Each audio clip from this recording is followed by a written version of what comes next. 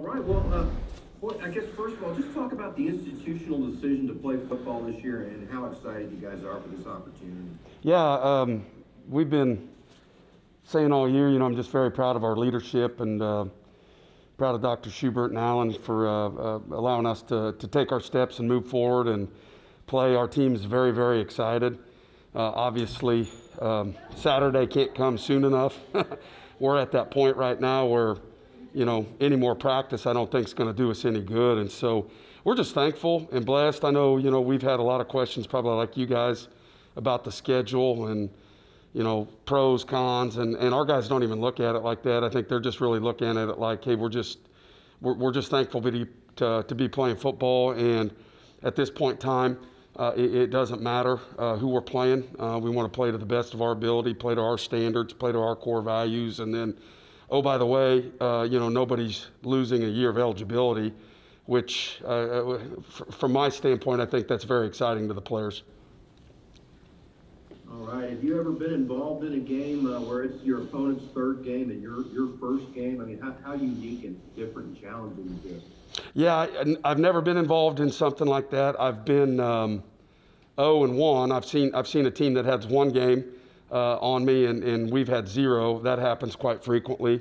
But no, never 3. I think the thing that we've addressed internally is the game conditioning, the game speed. You can only simulate that so much. And so obviously UTEP has a huge advantage over us there. Game conditioning, again, you can run to the football, you condition, you can do all that, but game conditioning, it's just a lot different when you're being combative and violent with your hands and pads and then having to turn around and play a snap again. So we've done things internally to address that. We've talked about it, but to me, what I've really tried to get our guys focused on is we feel really good about our depth, and it's the best depth we've ever had since I've been here as the head coach, and I feel really good about our guys across, receiver, DB, tight end, fullback, running back. So we are going to play a lot of guys. You're going to see a lot of guys moving in and out, and our challenge to them is to stay really fresh and to play as hard as you can when you're in there in short bursts. Yes, you've been able to scout UTEP. What's the scout report on? Yeah, I think the things that stick out is obviously they've really made a concerted effort to go to that even front where they didn't run much of it at all last year. That stands out. Obviously, Texas was throwing the football all over the place, so they switched back into their 30. That's the thing that really stands out to me. They went out and added a lot of junior college kids on that defensive line. I think those kids are really good players. I think they play hard. I think they have some natural pass rushers. And I think they just run. I think they have good team speed and run to the ball. Offensively, they're trying to be really sound, not turn the football over, run the football. But it's a good team. Right. I guess what's kind of the state of your program right now? Where do you feel you are? I guess fairly new into the program. Where do you feel you're coming along? Yeah, I feel good. We've made tremendous headway in the years academically, off the field. The type of student athletes we recruit at Abilene Christian, it's different here. And so we're not trying to find a guy that just wants the football experience. That doesn't work here. I think our average ACT is around a 23. So we have to find young men that want a good Christian experience with a great academic experience and with a great football experience as well. So I think our blueprint in recruiting has expanded a lot over the years. Feel good about our team right now and who they are and what they stand for. I'm really, I can't probably put it in words to you how excited we are to play Saturday. I think our team has worked really hard since January, off the field, but internally, to try to improve our leadership, who we are, kind of reassess that a little bit. And so, obviously there's things I'd like to be doing better, but for the most part, I feel good about our team. All right, I guess breaking in a new quarterback, how's that process going? Yeah, it's good. Samaje's back. Both him and Peyton were voted team captain. Both of those guys have had a great camp. It's been neck and neck. Literally, as of Saturday after the scrimmage, I think it was 1 or 2 percentage points difference between them. Samaje's got a little bit better down the field's completion. He's had a few more turnovers, been very pleased with both those young men. Really just pleased with their leadership. It's vocal leadership. Samaje's really gotten out of his comfort level and done that. But, you know, the thing that I like is they're both similar. They're both dual threat guys. They can throw the football. They can run the football.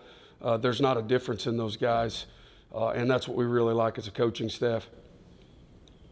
Are you gonna play both of them, or are you gonna pick one and go with them? No, we're gonna play them both. When I said to you, the mindset of our football team is, hey, everybody needs to be prepared to play 40 snaps as hard as they can, and we're gonna do that. I mean, we've got 10 D linemen that are gonna play.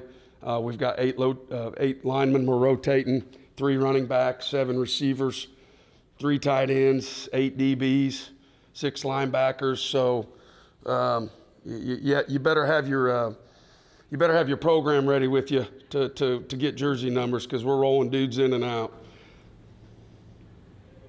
All right. And then I guess just in a year like this, I guess there's not a conference championship to play for. What's kind of the goals of this season?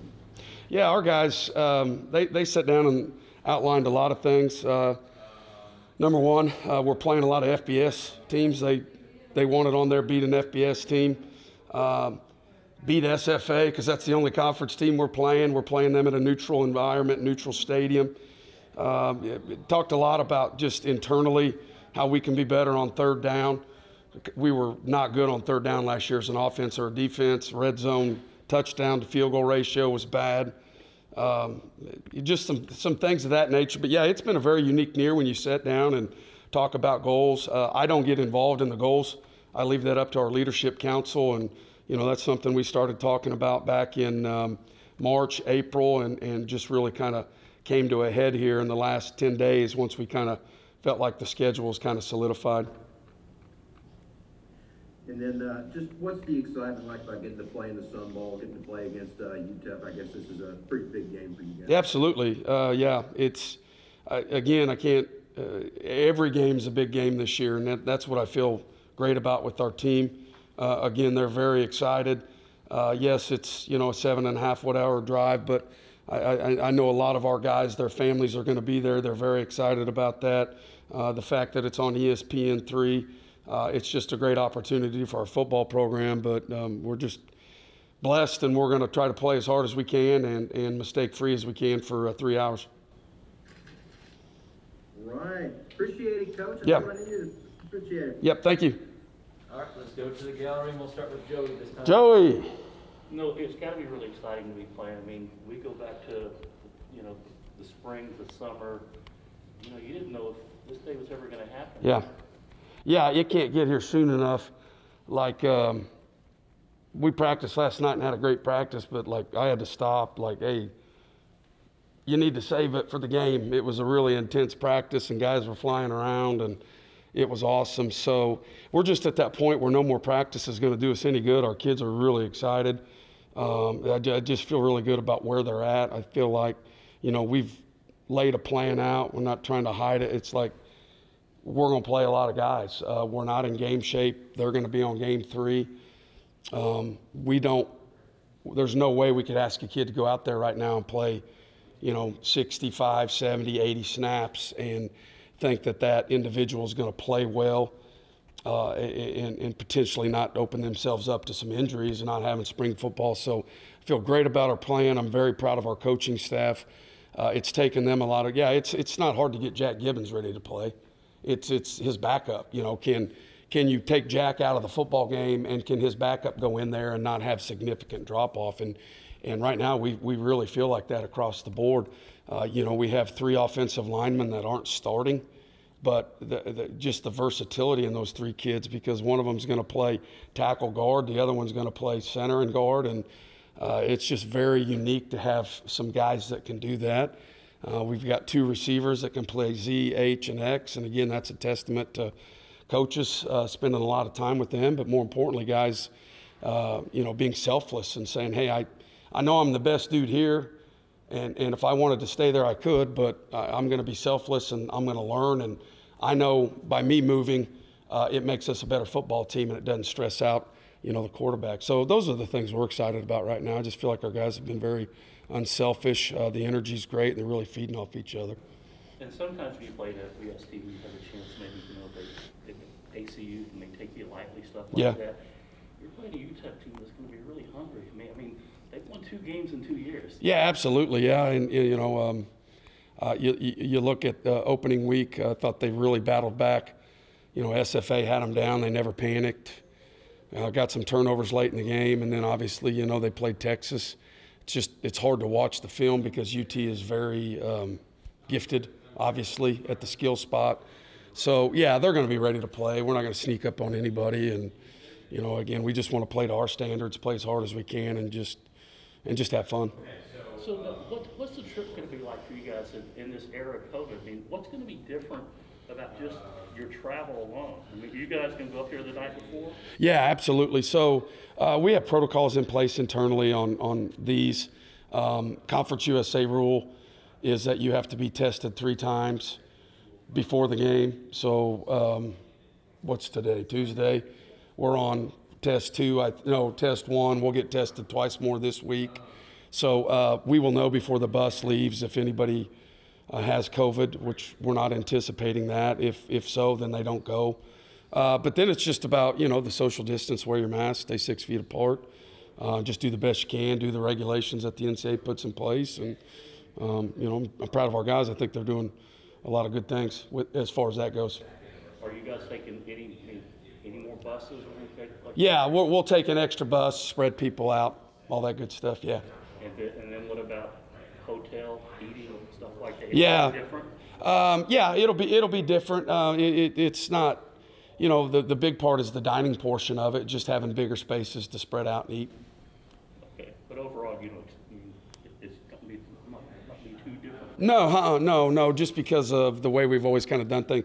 We never put, like, you know, 4 guys in a room or anything like that. So we didn't have a lot of challenges to work around there either. And the testing happened. You have to do what, 3 times this week? Mm-hmm. Have you had to do that leading up to that? Yeah, institutionally right now we're doing 1 a week for in fall sports, and that's an NCAA requirement. And you do feel free to jump in here if I'm saying something wrong. But it is a Conference USA rule that we have to test 3 times before we play. And it's interesting because I've noticed like HBU, because they played different conferences, they had to actually switch it. I mean, you know, they had to go 3 different days then because they mandate which days you kind of can go. Yeah, and I think we have to do the same thing. And then I think there's 2 of them is 1 test and 1 of them is a different test too. So kind of unique. And then after that, I mean, anything particular you have to do before you go play Army? I couldn't answer that right now, Joe, to be honest with you, just because Becky and everybody heads that up. I'm not sure what their rules are. Obviously, I know they're very strict being at an academy, but as of now, I couldn't tell you what they are. Mm-hmm. Is there anything else you can tell us about Cam Hill and his absence? Yeah, he chose to medically opt out. Okay. Yeah. Okay. Yeah. So that's part of the athletic. That's an NCAA rule. That's what Abilene Christian has done. Like I said, our people have been way out ahead of that. They sent those things out to student athletes, and he opted to do that, which I support. You know, I love Cam, and I don't ever want a kid to do something they don't feel comfortable with. And yeah. We talked before about how now the players are not losing a year of eligibility. You're playing to win. Is there any thought of playing a little more experimental, whether it's trick plays, things like that? Is that going to kind of change because there's no playoff and things like that, or is the playing style kind of still the same? Yeah, I think it'll be the same because, you know, we spent the off season kind of retooling what we did. We're doing a little bit offensively, not wholesale changes, but just some concepts, formations, the way we're communicating with our players. Same thing defensively. We've changed some stuff up coverage-wise. You know, I'm sure you know this. For us, when we're playing a bigger team, I think that naturally sets us into the mindset of, hey, we don't have anything to lose, and let's go.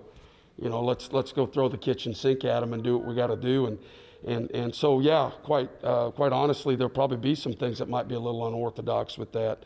You know, my hope would be that every player would play to the best of their ability, regardless of who we're playing. But certainly, I think it helps when you're playing a bigger school. It just really, I've always found in my short time here, it really loosens the guys up to like, hey man, let's be super aggressive. Let's go play really, really hard. Now, I know we haven't always done that, but for the most part, when we've played FBS teams, I felt like we've played really good football.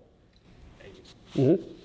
Kind of going off of that, actually. I mean, you played Baylor or Texas pretty well. I mean, like looking at those matchups, how do you feel you guys compare to a team like UTEP? Yeah, right now I feel good because what I'm seeing as a whole is just the depth. We've just never had this depth. And now I will say that, there's a difference between practice and the game, and some guys, some student athletes are just different when the lights turn on and you get officials there. So, but what we've seen so far in practice, and I know that's a limited sample size, I've just felt really good about some of those young guys and their ability to make some plays and to be able to play them where there's not a huge drop-off. But again, that's one of the things I'm really excited about watching some of them young guys on Saturday.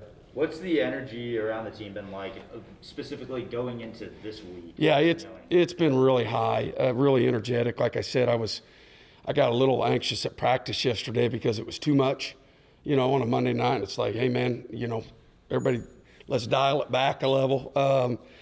So it makes you feel good as a coach, though, because you feel like your guys are really cued in, really excited to play, and they're just really amped up to get out there and go. You guys have been going against each other this whole time. To be able to actually see a different opponent on the other side, I mean, what's that going to be like to now actually have that and have it count as well? It's going to be great. I think it's always more so for the defense, because as a head coach, you're always on the defense, like, hey, stay on your feet, stop tackling, don't hit the quarterback, and so those guys get sick of me saying that. So I think from a defensive standpoint, it's even more exciting to be able to go out and actually, go live and actually hit a team where you can actually tackle them and take them to the ground. Outside of the obvious of, wanting to win the game, what do you want to see from your team this week? I just want to see our guys be selfless, tough, and disciplined, man. Those are things we talk about internally all the time. I want to see them take care of the football.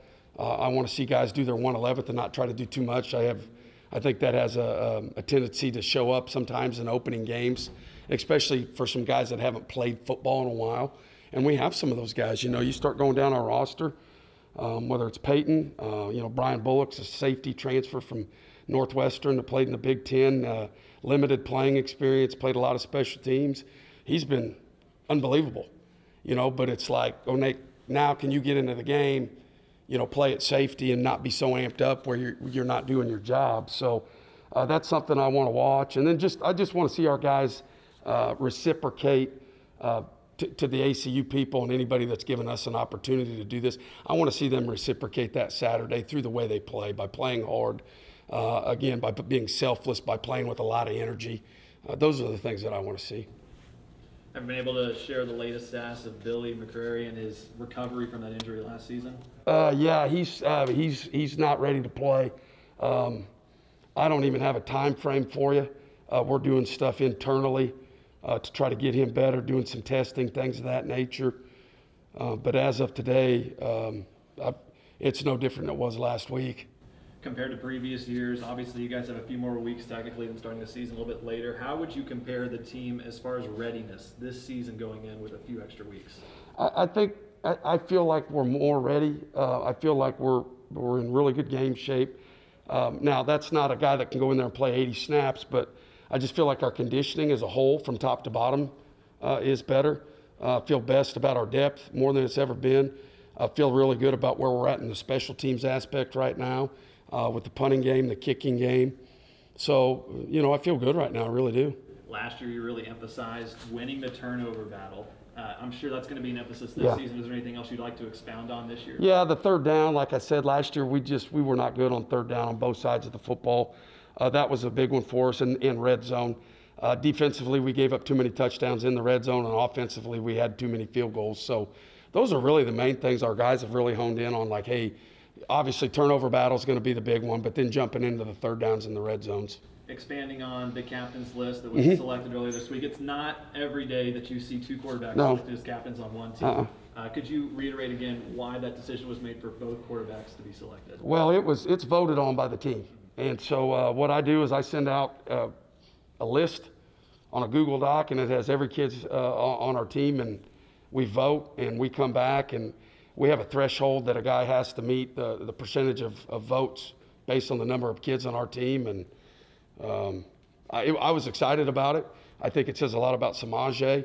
I've loved Samaje since I've been here. We've always challenged him to get out of his shell a little bit. He's not naturally a vocal leader, and that's okay. But I also believe at that position, you have to have some of that, and I've just really seen him grow in that area. Peyton, since he's got here, day one, has been a great leader, and I say that in the weight room. You know, our guys give out gold shirts or pink shirts on Fridays based on the amount of work you've done, and I think it was 6 weeks in a row Peyton got here, he was a gold shirt every Friday. So I think that really set the tone for him and our team, and I also think that really helped Samaje as well too, to see him, to see his leadership and what vocal leadership looks like. So I'm very proud of both those guys. Game day Saturday, foggy face shield or mask? Since, you know, the only mistake the Kansas City Chiefs and Andy Reid made last week was the foggy face mask. Other than that, it was pretty flawless. So I'm going with a mask. As you can tell, I'm still working through this. I just got this one, and I don't like it. So I gotta continue to try to figure that out. So last week you talked about trying to schedule 2 more games. Yeah. What's the status? Yeah, not having a lot of luck, to be honest with you. I haven't talked to Alan or Drew about it since Friday, but I don't think there's much come up. Again, we've had some teams reach out that want us to come there. And again, you know, I think everything's on the table, but honestly, it's haven't had a lot of change there. And last Saturday with college football being back, did you get to watch some games? Yeah. Yeah, I did. I smoked some ribs and hung out with the family and watched Army, watched the Texas UTEP game. It was really enjoyable. Some really good football games on, and Notre Dame, really loved watching the Notre Dame Duke game. I think those guys at Duke do a heck of a job, and it was just really cool. So we're excited that we're going to be in the fray this week. Thanks, Coach. Yeah. Thank you all. Yep.